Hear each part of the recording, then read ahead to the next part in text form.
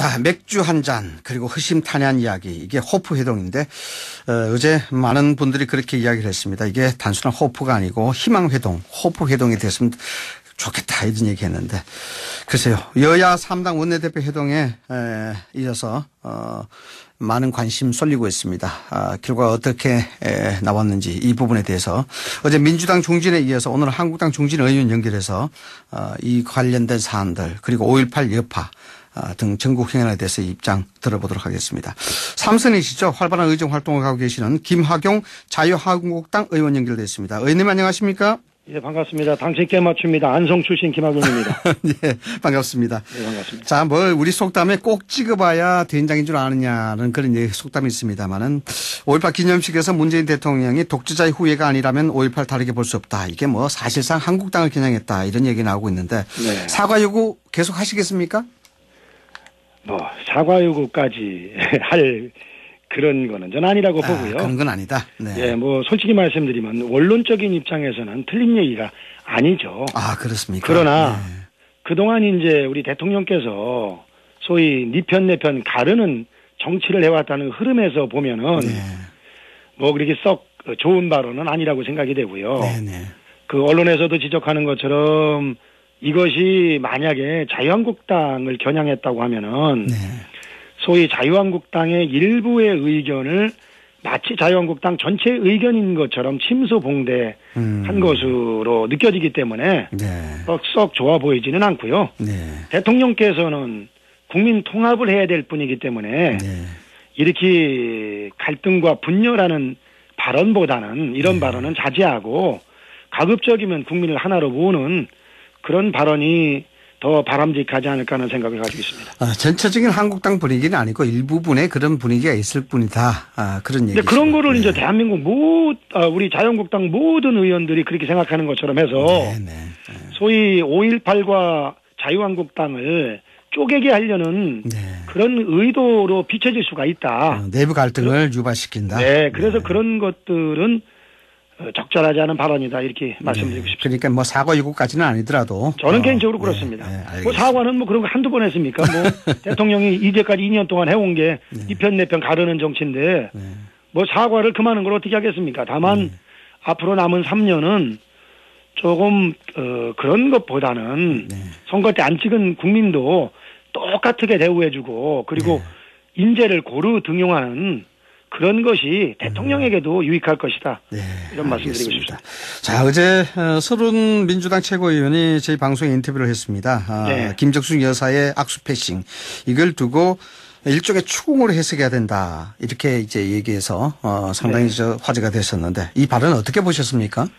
뭐 서른 의원님 다운 말씀이시죠. 네, 서른 의원 다운 겁니다. 네. 뭐 솔직히 말씀드리면은 청와대와 민주당 쪽에서 한 거 있지 않습니까? 뭐 시간이 없어서 그랬다는 거는 그건 다분히 정치적이고 형식적인 이야기고 그 서른 의원님께서 좀 더 그쪽 진영에 솔직한 속내를 드러났다고 생각이 됩니다. 오히려 솔직한 얘기였다? 예. 근데 전 아쉽게 생각을 하는 것이 시간이 없었다는 게 말이 안 되는 게 예를 들어서 시간이 없어서 이해찬 대표와 악수를 안 한 거는 뭐 그런 대로 넘어가지만 지금 여러 가지로 첨예한 상황에서 제1야당 대표를 패싱했다는 것은 다분히 오해의 소지가 많고요.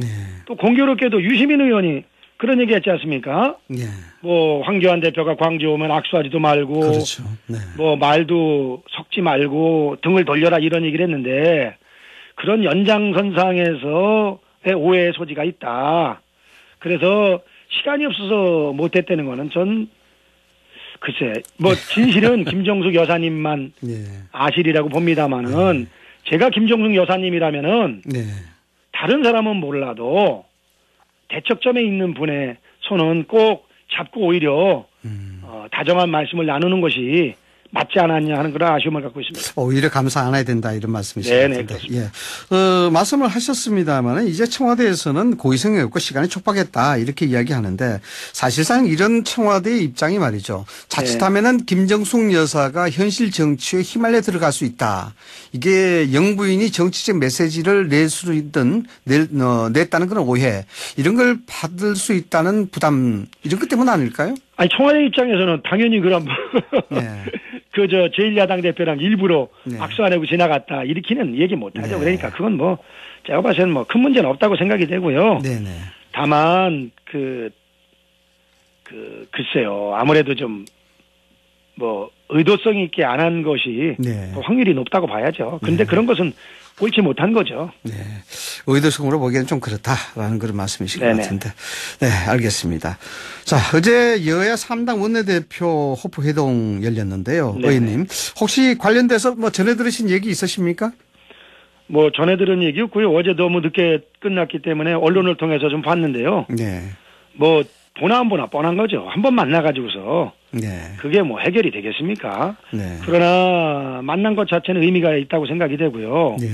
저도 정치를 뭐 본의 아니게 오래 하고 있습니다만은 제가 아쉽게 생각하는 게 요새 보면은 정치가 실종이 됐어요. 각자 자기 자리에서 자기 장사에게 바쁜 게 대한민국의 오늘입니다. 그래서 저는 아니 적군이랑 싸울 때도 저 장군들끼리 만나가지고서도 할 얘기는 하지 않습니까? 네, 그렇죠. 네. 그런 것처럼 그 여야 원내대표들이 형식과 관계없이 수시로 만나가지고 의견 교환을 하고 또 접점을 찾아나가는 노력이 필요하다고 생각이 됩니다. 뭐 어제 회동은 만난 것 자체로 저는 의미가 있다고 생각이 되고 어제 아마 각 당에서 생각하고 있는 것들이 대강 나왔기 때문에 이제 돌아가 가지고서 뭐 또 상의할 분들이랑 상의해서 서로 간에 해결 방안을 갖고 다시 또 만나야 될 테죠. 의원님 말씀 들으면은 어제 뭐 공개적인 공개 브리핑은 없었습니다만 대체적으로 서로의 안을 가지고 당에 가서 설득을 하고 의견을 조율한다 이렇게 얘기가 되는 건가요? 아니 이제 어제 이제 뭐 쉽게 얘기하면은 자유한국당 입장에서는 네. 어떤 것이 불만이고 네. 또 어떤 점이 선행이 돼야 우리가 국회에 정상화 임할 수가 있다 이런 얘기를 했을 테고요. 네네. 또 바른미래당 오신원 신임 원내대표는 중재자 입장에서 또 이야기를 했을 테고 그러니까 그런 점들을 가지고 이제 이인영 원내대표가 아무래도 당의 지도부랑도 상의를 해야 됐고 또 무엇보다도 엄처 시야에 있으니까 네. 청와대랑도 또 통화를 해가지고 조율을 해야겠죠. 네. 혹시 뭐 나경원 원내대표가 오늘 관련된 사안에 대해서 의원들에게 설명할 수 있는 그런 시간 준비되어 있나요? 뭐 오늘 뭐 필요하면은 뭐 원내대책회의나 이런 데서 뭐 네. 이야기를 할 테지만 아마 공개적으로 이야기하기는 쉽지 않으리라고 봅니다. 공개적으로 이야기하기 네네. 쉽지 않다. 의원님 이 국회 정상화 언제쯤 될까요? 국회 정상화는 뭐 제가 봤을 땐 빨라도 네. 뭐 이달 말이나 6월 초가 될 텐데 빨라야 빨라야. 네. 민주당에서 네. 어떤 해결책을 내놓느냐가 관건이라고 생각이 됩니다. 우선은 뭐 진정성 있는 사과가 네. 있어야 될 것이고 그리고 선거법 개혁 또 공수처법 검경 수사권 분리를 소위 독단적으로다가 합의 없이 처리하지 않겠다는 그런 것들이 뭐 얘기가 되겠죠. 근데 네. 실질적으로 그런 얘기 하나하나 네. 현재 지금 패스트 트랙대로 다 가지는 않을 겁니다. 그렇게 가지를. 네네. 이미 지금 민평당도 유성엽 원내대표로 바뀌었고 네. 바른미래당도 오신환 대표로 바꿨기 때문에 그렇죠. 실질적으로 지난번에 너무 무리해서 했거든요. 네. 그리고 아시는 것처럼 가장 포인트는 뭐냐면요. 네. 패스트 트랙 대상이 아닌 선거법 협상을 미끼 상품으로 해가지고 그러니까요. 자기들이 원하는 공수처와 검경 수사권 조정을 끼워넣는데 네. 이거는 아마 대한민국 국회에 두고누구 남을 나쁜 선례가 될 것입니다. 그 절차적 정당성에 문제가 있으니까. 예, 그리고 그렇죠. 이미 지금 사보임을 정상적으로 한다고 한 거는 절차적 정상적인 문제를 시인한 거거든요. 네, 그러니까. 그렇기 때문에 아빠 지난번에 그 민주당과 우리 당에서 참 말도 안 되는 엄청난 의원들을 검찰에 고발하고 그랬는데 그 기본적인 원인이 무효가 될 여지가 생겼다고 봅니다. 예. 의원님께서는 당 중진으로서 이 부분은 좀 책임이 무거우실 거라 생각이 드는데 네네. 예, 지지율 포인트가 10%포인트 넘게 또 벌어졌어요. 네네. 이거 왜 다시 또 벌어지게 된 걸로 보십니까? 우선은 여론조사를 실시하는 기관에 대해서 네. 솔직히 뭐 100% 신뢰할 수가 없고요. 아, 여론조사 기관. 네. 네. 그럼에도 불구하고 뭐 여러 가지 그 이유가 있죠. 첫 번째는 뭐 부적절한 발언 문제가 있었을 부적절한 거고. 발언. 네. 그리고 제 개인적인 생각으로다가는 또 박근혜 전 대통령과 최순실 네. 녹음 파일이 공개가 됐는데 아, 이거 뭐 난리가 났었죠. 그것도 저는 네. 사실 순수하지가 않고요. 아니 법원에가 있어야 될 자료가 네, 그러니까요. 어떻게 해서 언론에서 이 발표를 하는지. 그리고 또 걱정은 네. 아니 솔직한 얘기로다가 정호성 전 비서관이 녹음을 해서 뭐 하나만 했겠습니까? 네. 잔뜩 했을 텐데 그럼 정치적인 유불리에 따라서 그걸 야금야금 흘려가지고서 계속 국민들에게 안 좋은 것을 그렇게 네. 소위 발표하고 네. 공개하고 이러는 것은 참 기가 막힌 일종의 신종 공작 정치죠. 네, 일종의 타이밍도 좀 그렇다고 보시는 거죠? 그렇죠. 네. 이거 뭐 솔직한 얘기로 이거 뭐 냄새가 너무 나죠. 냄새가 너무 난다. 예, 그리고 또 한 가지는요. 우리 당에서 그런 실책을 한 것도 사실입니다만은 네. 저쪽에서 실책하는 것은 언론에서 적당하게 넘어가고 네. 우리 측에서 뭐 실수하면 거의 모든 언론들이 정말 무슨 다들 달겨들어서 네. 이래 난리하는 건데 이것도 영향이 있는 거죠. 다시 말씀드리면은 옛날에 우리 이 교수님 학교 다닐 때 불달리기 해보셨으면 압니다만 네, 네. 시골 운동장이 높고 낮은 게 있어가지고서 그렇죠. 네. 이게 높은 데서 먼저 시작하면 2승 3판에서는요 네. 100% 집니다. 낮은 데서 하는 데가 먼저 이기고 도로 서서 치고 한 번 또 가서 또 지거든요. 예. 그러니까 이게 기울어진 운동장에서 이긴다는 게 쉽지 않습니다. 그래서 예. 국민 여러분들께서 방송을 들으시는 국민들께서 이 기울어진 운동장에 대해서 좀 인식을 하시고 기울어진 유튜브도 운동장이다. 좀 자주 보시고요. 유튜브도. 또 언론에서 나오는 거 액면 그대로 믿지 말고 그 언론이 어떤 성향의 언론이냐. 뭐 뻔한 거 아닙니까? 지금 뭐 완전히 지금 속된 말로 해서 저쪽 빨아주는 언론들이 얼마나 많습니까? 그러니까 그런 거 국민들께서 잘 좀 감안하셔서 판단해 주셨으면 하는 바람입니다. 이왕이면 BBS 불교 방송도 좀 잘 들으라고 한 말씀 해주시죠. BBS 불교 방송은 네. 대단히 합리적인 방송입니다. 아이고, 많이 감사합니다. 청취해 주시기 바랍니다. 예. 일단 의원님께서 얼마 전에 안철수계가 한국당으로 올 수 있다 이런 말씀하신 적이 있으신 것 같은데 네. 이거 손을 내민 걸로 봐야 됩니까? 아니 내밀고 안 내밀고를 떠나서요. 네. 저는 이제 정치를 하는 사람이니까 항상 그 사람 입장에서 또 얘기를 해야 되거든요. 네. 만약에 제가 안철수라면 어떨까? 네. 선택의 여지가 없는 거죠. 네. 선택의 여지가 예, 없다. 왜냐면 진검승부를 벌이려면은 소위 빅2에 들어가야 되는데 네. 현재 바른미래당에 있으면서 빅2에 들어가길 바라는 것은 안 맞는 거죠. 그리고 네. 그 외에 약간 몸집이 불어난다 하더라도 역시 대한민국 현재 정치 지형으로 봤을 때는 자유한국당과 민주당의 싸움이죠. 네. 그렇기 때문에 그 파도에 같이 타는 것이 만약에 큰 꿈이 있다면은 뭐 정확하다고 생각이 됩니다. 네. 결국 양정당 정치가 될 수밖에 없으니까 그런 네네. 어떤 정치 장르를 보더라도 그래 해야 되지 않겠느냐라는 네, 그런 맞습니다. 말씀이신 것 같은데 혹시 말이죠. 안철수계 어느 누구로부터 한국당 오겠다 이런 의사타진 받으신 적이 있으신가요? 없습니다. 없고요. 네. 그런 거 제가 이렇게 먼저 물어보는 것도 사실 결례죠. 네. 그런 것은 그렇죠. 이제 네. 인위적으로 되는 게 아니라 정치는 생물이기 때문에 네. 아마 적절한 타이밍이 도래하게 되리라고 생각이 됩니다. 자, 황교안 대표 관련해서 하나 여쭤보겠습니다. 네. 어제 전북에서 민생투쟁 대장정 일정 이어갔는데 이게 네. 전부 호남이 민심이 만만치가 않지 않습니까?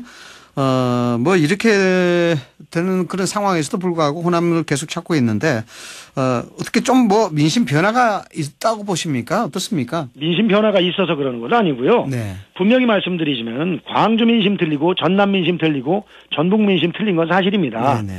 그러나 저는 기본적으로 잘하고 있다고 보는 게요. 문재인 대통령과 또 좀 차별되지 않습니까? 이 편가르는 정치가 아니고 네. 통합의 정치를 추창한다는 측면에서 대한민국 어디는 못 가겠습니까? 그리고 네. 꼭 호남만 찾는 거는 아니고요. 네. 그게 이제 그쪽 일정을 정해서 돌아다니는데 어제가 아마 그 전북을 방문하는 그런 기회였던 것 같은데 저는 뭐 잘하고 있다고 봅니다. 예, 알겠습니다. 마지막으로요. 어제 문재인 대통령이 추경 관계 때문에 국회를 좀 강하게 비판을 했습니다. 뭐 궁극적으로 일하고 싶은 그 정부를 국회가 맡고 있다 이런 메시지인데 어떻게 보셨습니까? 한마디로 얘기하면요. 대통령 말씀이 앞뒤가 너무 안 맞아요. 네네. 왜냐하면 추경이라는 것이 국가재정법상 추경 요건이 전쟁이나 대규모 재해가 났거나 네네. 경기 침체, 대량 실업 등이 증대하는 그런 중대한 여건 변화가 있거나 이런 거거든요. 네. 근데 아이러니한 게 어제도 보니까 경제에 활력을 불어넣기 위해서 빨리 좀 해달라 이런 얘기를 했는데 네, 그렇죠. 사실 경제에 활력을 불어넣는 것이 추경의 본 목적은 아니거든요. 네. 그리고 대통령께서는 또 우리 경제가 그렇게 나쁘지 않다. 예. 잘 되고 있다. 이렇게 얘기했는데 잘 되고 있는데 왜 추경을 합니까? 그리고 추경 내용을 보면은요. 대통령 말씀이 앞뒤가 안 맞습니다. 왜냐면 지금 금년도 정부 예산이 470조 정말 초매머드급으로 편성을 했거든요. 그렇죠. 네. 근데 이번 추경이 6조 7천억인데 6조 7천억. 예. 그 중에서 보면은요. 미세먼지 등 국민안전 관련된 게 2조 2천억이고 네. 소위 선제적 경기 대응 및 민생경제 긴급 지원이 4조 5천억인데 본말이 전도된 거죠. 그리고 지금 그 재해대책비가 금년도 재해대책비가 1조 8천억을 세웠는데 2천억 지금 집행했습니다. 네. 그러면 1조 5천에서 1조 6천억 정도 남은 거 가지고서 얼마든지 지금 미세먼지라던가 또 포항 지진 관련된 예산 할 수가 있거든요. 네네. 그러니까 다시 말씀드리면은 목적은 허접한 일자리 만드는데 목적이 있는 거죠. 근데 지금 금년도 예산도 아직 못 쓴 거지 부지기수인데 이것을 꼭 정말 1분기에 추경하는 건 아주 예외적인 거거든요. 그렇죠. 2분기에 1분기에 추정을 하려다 이제 결국은 2분기로 넘어왔습니다만은 저는 그래서 좀 솔직하지를 못하다. 경기가 정말 죽겠으니까 추경을 해달라. 이렇게 솔직하게 얘기를 하든지 아니면은 돈 좀 더 풀어가지고 내년 선거에 도움을 좀 보겠다.